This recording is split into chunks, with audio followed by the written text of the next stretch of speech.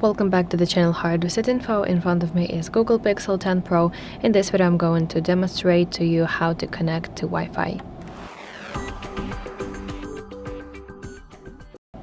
So let's open settings on your phone and you want to go to section network and internet.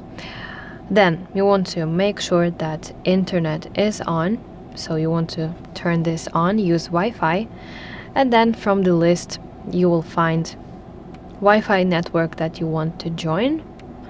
Let's simply tap it and then you will be asked to enter the password to this Wi-Fi network.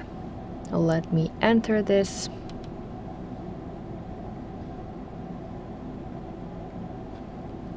And then press connect button.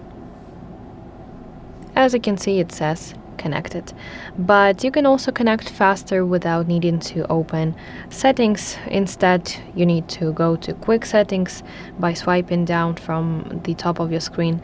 And now let's hold internet tile, which instantly redirects you to settings. So instead of manually opening settings, you can just open quick settings and then long press internet section.